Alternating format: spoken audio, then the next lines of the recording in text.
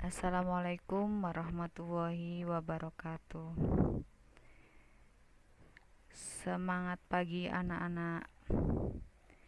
Kali ini kita akan belajar tentang tema 5, yaitu pahlawanku, dengan subtema yang pertama, perjuangan para pahlawan, pada pembelajaran yang pertama.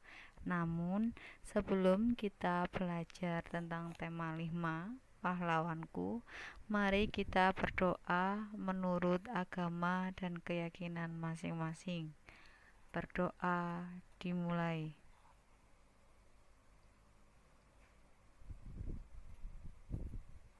Berdoa selesai. Oke anak-anak, saya, Bu Nurinda, dan kalian semua senantiasa akan diberikan kesehatan oleh Allah Subhanahu wa taala dan diberikan kemudahan dalam belajar daring di masa pandemi Covid-19 ini. Yuk, sebelum itu kita akan mengetahui dulu apa saja yang hari ini kita akan pelajari pada subtema 1, perjuangan para pahlawan, pada pembelajaran 1. Oke.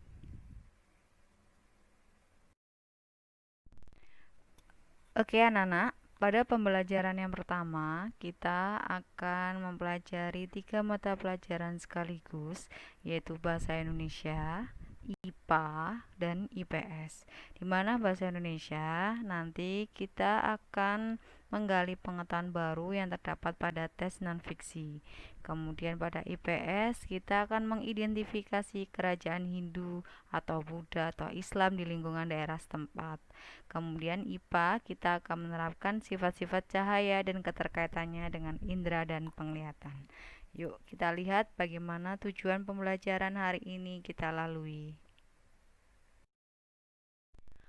Adapun tujuan pembelajaran untuk pertemuan hari ini, yang pertama adalah setelah membaca teks tentang Raja Purnawarman, kalian mampu menjawab pertanyaannya dengan benar yang ada di buku. Kemudian yang kedua, setelah menjawab pertanyaan berdasarkan teks, siswa mampu menceritakan kembali si cerita dengan menggunakan bahasanya sendiri secara rinci.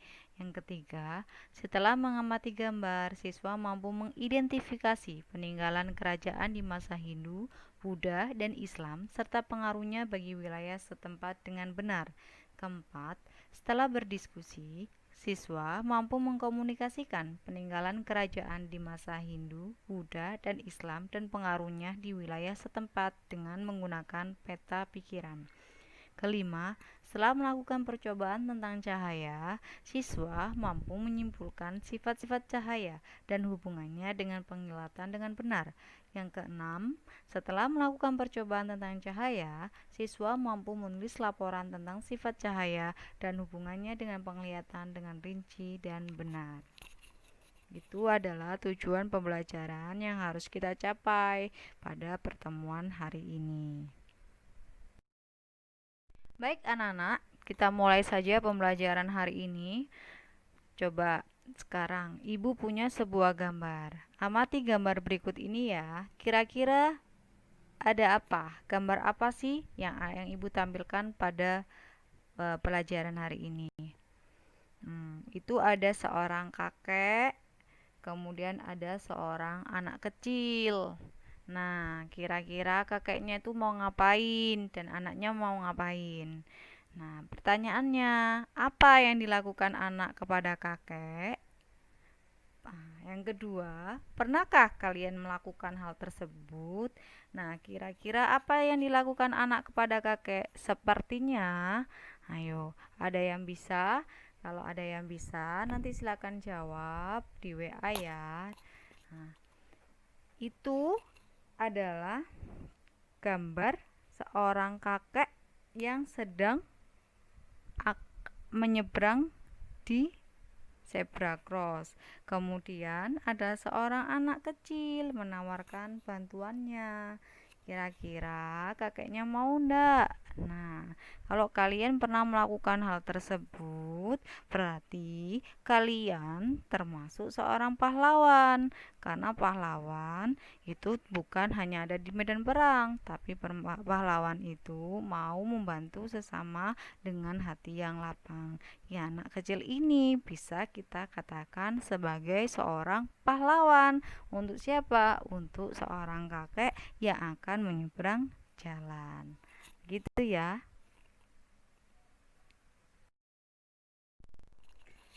Nah, setelah melihat gambar tadi, ada anak kecil yang menolong kakek. Anak kecil bisa kita katakan sebagai seorang pahlawan bagi kakek tersebut.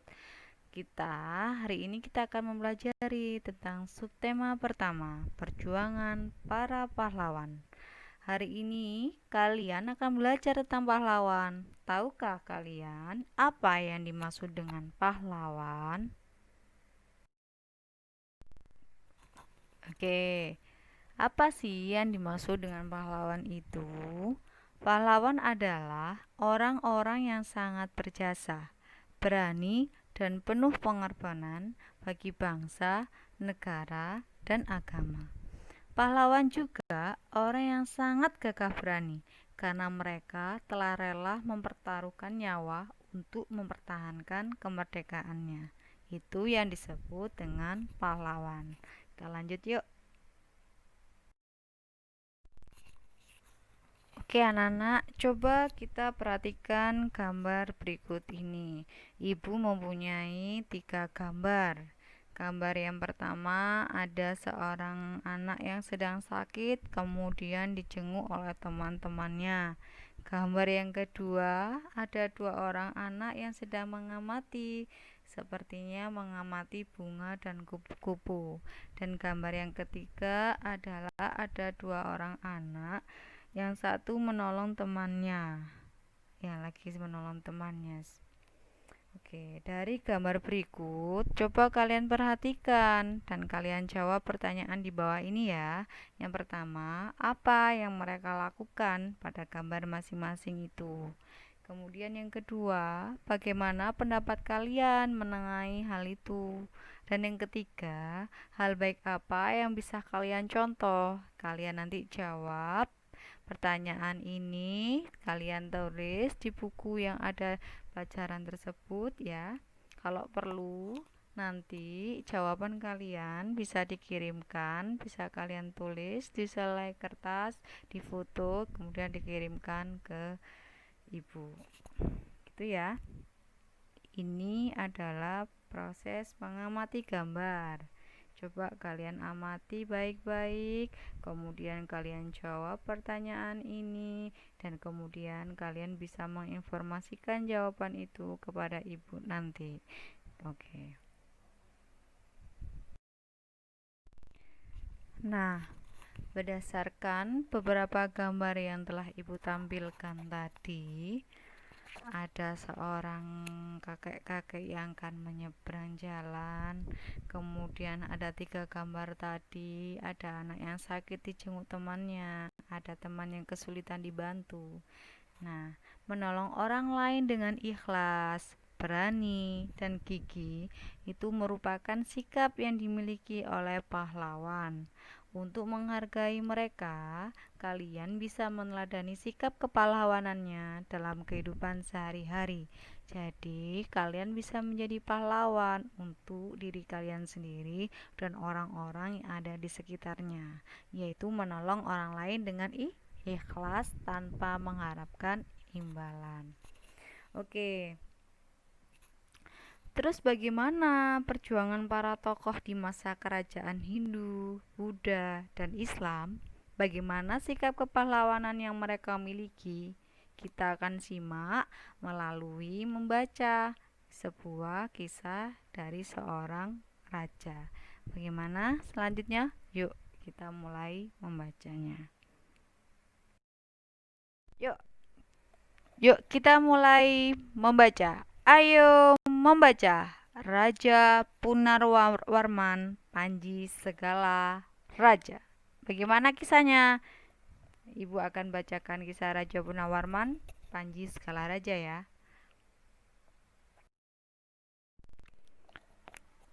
Raja Purnawarman mulai memerintah kerajaan Tarumanegara pada tahun 395 Masehi. Pada masa pemerintahannya, ia selalu berjuang untuk rakyatnya. Ia membangun saluran air dan memberantas perompak. Raja Purnawarman sangat memperhatikan kesejahteraan rakyatnya. Ia memperbaiki aliran Sungai Gangga di daerah Cirebon. 2 tahun kemudian, ia juga memperbaiki dan memperindah alur Sungai Cupu, sehingga air bisa mengalir ke seluruh kerajaan. Para petani senang karena ladang mereka mendapat air dari aliran sungai, sehingga menjadi subur. Ladang para petani tidak kekeringan pada musim kemarau.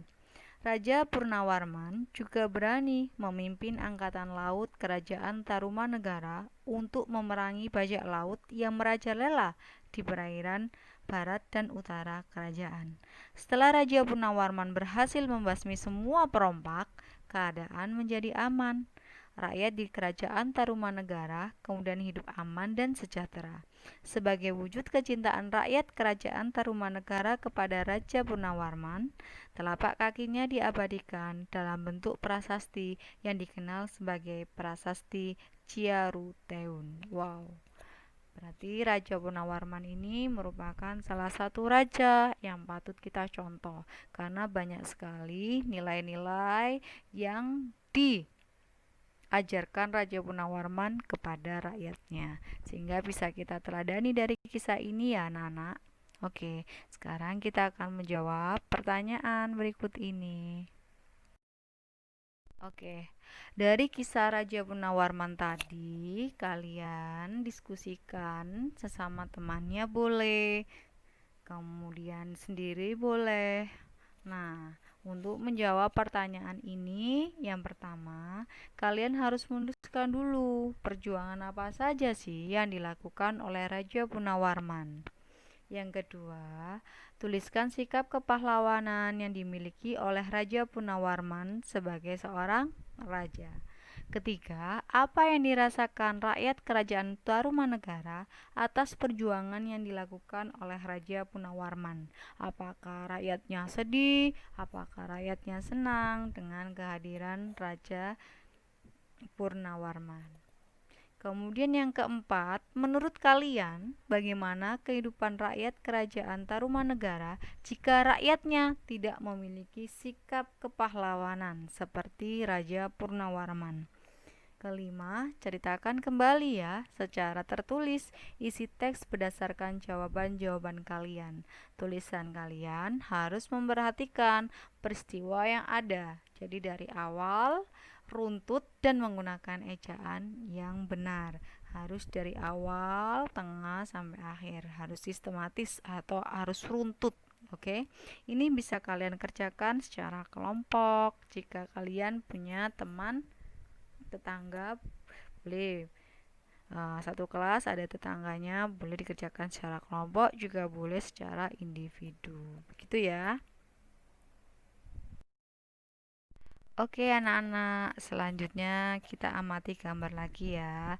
Ini ada peta Indonesia, di mana peta Indonesia ini dulunya terdapat beberapa seorang raja yang memimpin wilayahnya masing-masing. Kita mulai dari yang paling ujung, yaitu dari Provinsi Aceh. Di situ ada Sultan Iskandar Muda dari Kerajaan Aceh di wilayah Provinsi Aceh. Kemudian setelah itu ada Raja Balaputradewa dari Kerajaan Sriwijaya, Palembang, Provinsi Sumatera Selatan. Kemudian yang ketiga ada Prasasti Ciareteun, peninggalan dari Kerajaan Tarumanegara yang ada di Bogor. Rajanya tadi yang sudah kita pelajari tadi, yaitu Raja Purnawarman. Oke. Kemudian ada kerajaan, nah ini Kerajaan Mahapati, Gajah Mada, dan Raja Hayamuruk di Kerajaan Mojopahit. Nah, Kerajaan Mojopahit terletak di provinsi sekarang yang kita diami, Jawa Timur. Betul. Ada di Mojokerto tepatnya ya. Kemudian yang terakhir ada Sultan Hasanuddin yang biasanya dijuluki sebagai ayam jantan dari timur, dari Kerajaan Goa Talu, Makassar. Makassar itu berarti Sulawesi Selatan. Oke. Peninggalan bukan hanya benda bersejarah saja, tetapi juga pemikiran atau nilai-nilai yang bisa mempengaruhi hidup masyarakat. Misalnya tadi, Raja Punawarman memiliki nilai melindungi orang lain, dalam hal ini rakyatnya. Nilai tersebut dimiliki oleh beberapa tokoh di sekitar mereka dan mempengaruhi kehidupan masyarakat. Jadi, gambar-gambar yang ada di sini, Sultan Iskandar Muda, Raja Bala Putra Dewa, Sultan Hasanuddin, Mahapati Gajah Mada, dan Hayam Wuruk, itu juga memiliki nilai-nilai yang bisa kita pelajari dari mereka sebagai seorang raja. Nah, termasuk tadi Raja Punawarman adalah raja yang baik hati dan sangat melindungi rakyatnya. Bisa kita teladani dari kisah-kisah mereka ya. Nah, pembelajaran terakhir kita pada sampai mata pelajaran IPA. Ayo mencoba. Nah, di sini anak-anakku sekalian, percobaan ini akan menjelaskan tentang sifat-sifat cahaya. Sifat-sifat cahaya itu ada 4. Kalian harus membuktikan. Yang pertama, cahaya merambat lurus. Cahaya menembus benda bening, cahaya dapat dipantulkan, cahaya dapat dibiaskan. Kalian harus mencoba percobaan ini di rumah masing-masing dan harus didokumentasikan, bisa berupa foto maupun video. Ya, kalian bisa mencobanya dengan bantuan orang tua kalian boleh, dengan kakak kalian boleh, dengan tetangga kalian boleh, atau dengan teman kalian yang satu kampung juga boleh. Ya. Yang pertama, cahaya merambat lurus, yaitu percobaannya menggunakan 3 karton tebal dan lilin. Lubangi bagian tengah ketiga karton tersebut. Letakkan karton-karton dengan posisi 3 lubang tersebut sejajar dengan cahaya lilin, tepat di belakang lubang. Perhatikan apa yang terjadi, lalu coba menggeser posisi setiap karton sehingga setiap lubang menjadi tidak sejajar. Perhatikan perbedaannya. Itu yang pertama. Yang kedua, cahaya menembus benda bening. Jadi kalian punya gelas yang bening atau benda-benda yang transparan yang ada di rumah, silakan dipakai. Kemudian kalian gunakan senter. Apakah cahaya pada senter itu menembus benda bening tersebut? Yang ketiga, cahaya dapat dimantulkan. Jadi kalian yang punya cermin, 2 cermin itu kalian gunakan, coba pantulkan cahaya senter menggunakan cermin, kemudian dipantulkan cahaya senternya ke dalam cermin tersebut. Dan bagaimana atau apakah amati apa yang terjadi pada cahaya pantulnya. Kemudian yang keempat, cahaya dapat dibiaskan. Jadi kalian menggunakan gelas bening, diisi air, dan di situ ada pensil. Nah, pensilnya dimasukkan ke dalam air. Pensil yang tadi semula terlihat lurus, ternyata ketika dimasukkan air kenapa terlihat bengkok. Nah, kalian amati apakah benar-benar bengkok pensilnya atau hanya terlihat saja. Itu termasuk cahaya yang dapat dibiaskan. Untuk proses menjelaskan sifat-sifat cahaya, kalau kalian belum paham, ibu punya video ini ibu ambil dari YouTube, jadi kalian bisa mengamati percobaan itu melalui video. Jika masih merasa kebingungan, coba kalian lihat videonya dulu. Kalau masih kebingungan lagi, coba tanyakan kepada ibu. Ibu harap tugas praktikum ini kalian laksanakan dengan baik dan dengan sederhana mungkin ya. Alat-alat aja yang ada di sekitar rumah kalian gunakan, kemudian kalian dokumentasikan supaya ibu tahu bahwa kalian telah melakukan percobaan tersebut. Oke anak-anak, pembelajaran hari ini telah selesai ya. Untuk percobaan IPA ibuku tunggu kira-kira 1 minggu ya, sama laporan dan videonya juga. Silakan lakukan di rumah bagaimana proses menjelaskan sifat-sifat cahaya itu. Oke anak-anak ya, dari pembelajaran hari ini dapat kita simpulkan bahwa menjadi seorang pahlawan itu adalah dengan meneladani sifat-sifat pahlawan yang telah gugur. Pahlawan itu tidak hanya yang ada di medan perang, tapi raja-raja dulu yang ada itu juga mempunyai beberapa sifat yang harus kita teladani. Seperti Raja Punawarman tadi, Raja Punawarman itu sangat baik hati kepada rakyatnya. Dia bahkan rela memberikan seluruh tenaga dan waktunya untuk rakyatnya. Sifat-sifat demikian ini yang harus kita terapkan dalam kehidupan sehari-hari. Ya, tadi seperti kita kalau ada kakek-kakek yang butuh bantuan, kita tolong karena itu merupakan salah satu sikap yang baik.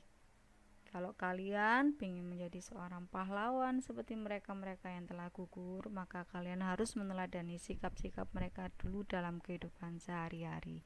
Demikian proses pembelajaran hari ini telah selesai. Terima kasih telah menyimak video yang Ibu buat. Semoga apa yang Ibu sampaikan hari ini bisa bermanfaat buat kalian semua. Assalamualaikum warahmatullahi wabarakatuh. Sampai jumpa anak-anak.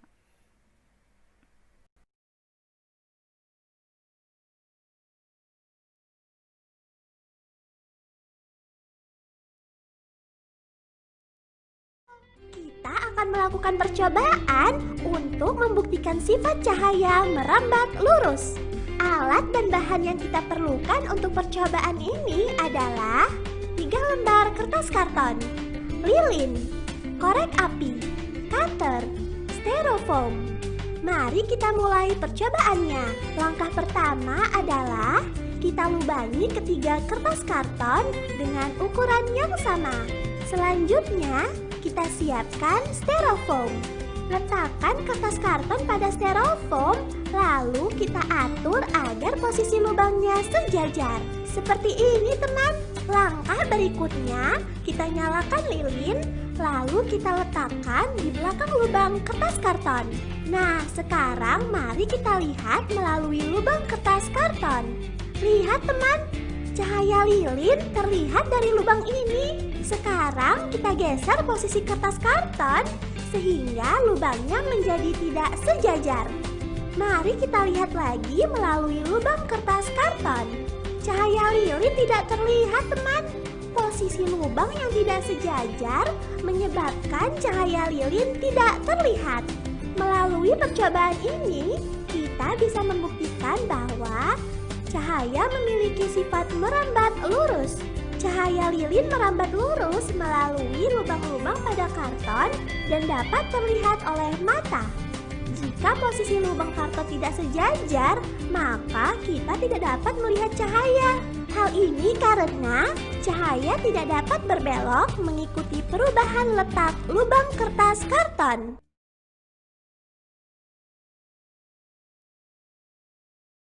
Kita akan melakukan percobaan untuk membuktikan sifat cahaya menembus benda bening. Perhatikan baik-baik ya. Alat dan bahan yang kita gunakan untuk percobaan ini adalah gelas kaca, senter, boneka. Mari kita mulai percobaan dengan gelas kaca terlebih dahulu. Kita akan nyalakan senter, kemudian mengarahkannya ke dinding melalui gelas kaca ini. Lihat teman, cahaya senter ini dapat menembus gelas kaca bukan? Cahaya senter menembus gelas kaca, kemudian sampai ke tembok ini. Sekarang kita coba dengan boneka. Perhatikan baik-baik ya. Lihat, cahaya senter tidak menembus boneka teman. Cahaya senter tidak sampai ke dinding karena terhalang boneka. Percobaan ini membuktikan bahwa cahaya dapat menembus benda bening. Cahaya dapat diteruskan ke dinding ketika cahaya mengenai benda-benda bening seperti gelas kaca. Sedangkan saat mengenai benda gelap seperti boneka, cahaya tidak dapat diteruskan ke dinding.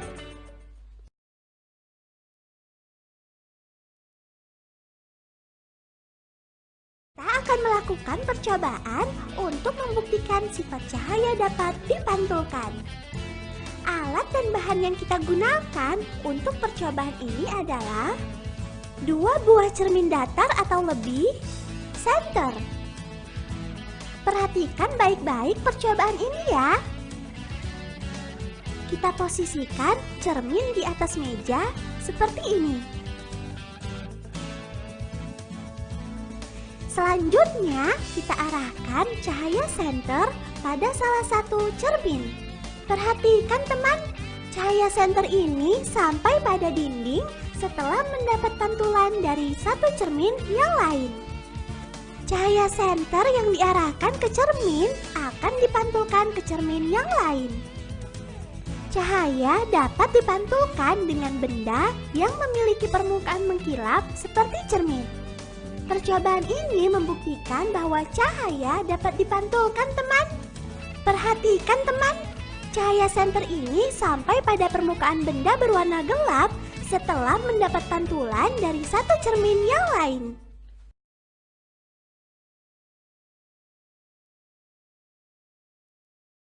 Kita akan melakukan percobaan untuk membuktikan sifat cahaya dapat dibiaskan. Alat dan bahan yang kita gunakan untuk percobaan ini adalah gelas berisi air, pensil. Perhatikan baik-baik percobaan ini ya. Kita masukkan pensil ke dalam gelas berisi air seperti ini. Lihat, pensil ini tampak patah. Hal ini disebabkan cahaya di sekitar gelas dibelokkan melewati 2 kerapatan yang berbeda, yaitu udara dan air.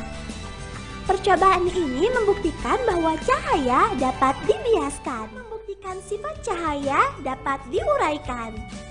Alat dan bahan yang kita gunakan untuk percobaan ini adalah cermin datar, baskom berisi air, senter. Perhatikan baik-baik percobaan ini ya. Kita masukkan cermin ke dalam baskom, lalu kita arahkan cahaya senter pada cermin. Lihat teman, cahaya senter dibiaskan melalui medium air dan terurai menjadi beberapa warna. Cahaya putih dari senter yang diarahkan ke cermin dalam air akan dibiaskan dan diuraikan menjadi beberapa warna. Percobaan ini membuktikan bahwa cahaya dapat diuraikan.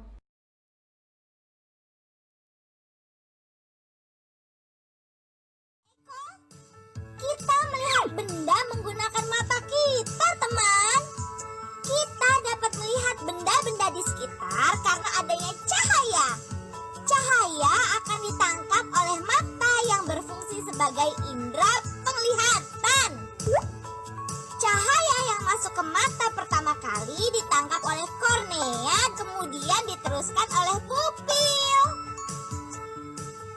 Cahaya kemudian difokuskan oleh lensa mata ke bagian belakang mata, yaitu retina. Lensa mata akan menebal dan menipis untuk mengatur bayangan. Bayangan yang jatuh pada retina kemudian direkam dan disampaikan ke otak melalui saraf mata. Otak akan mengubah bayangan benda sehingga kita dapat melihat benda seperti aslinya.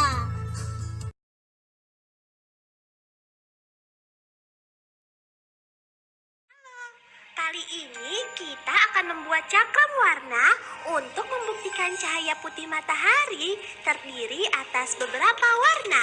Alat dan bahan yang akan kita gunakan adalah kertas karton, kertas pola cakram 7 juring beda warna sama besar, dan pola cakram 7 juring beda warna dengan juring merah lebih besar, gunting, lem kertas, paku, 2 batang kayu, benang. Mari kita buat cakram warna. Kita potong kedua pola cakram warna terlebih dahulu. Kita tempelkan satu pola cakram warna pada kertas karton, lalu memotongnya sesuai dengan pola cakram warna. Kita tempelkan pola cakram warna kedua pada sisi sebaliknya. Nah, seperti ini teman. Langkah berikutnya, kita buat 2 lubang pada bagian tengah cakram warna menggunakan paku. Setelah itu, masukkan benang pada lubang, lalu kita ikat dengan kuat. Cakram warna sudah jadi deh. Ayo kita mulai percobaannya teman. Perhatikan sisi cakram warna dengan pola 7 juring sama besar ini ya. Kita putar cakram warna dengan bantuan 2 batang kayu. Lihat, semakin cepat cakram warna kita putar, semakin terlihat jelas warna putih bukan? Sekarang perhatikan sisi cakram warna dengan pola juring warna merah lebih besar. Ayo kita putar kembali cakram warna ini. Perhatikan teman, semakin cepat cakram warna kita putar, warna yang terlihat adalah putih kemerahan. Ternyata cahaya putih dari matahari terdiri atas 7 warna, yaitu merah, jingga, kuning, hijau, biru, nila, dan ungu. Variasi yang menghasilkan warna putih paling jelas adalah jika semua bagian warna memiliki luas juring yang sama besar. Percobaan ini tidak sulit bukan? Selamat mencoba teman. Dah.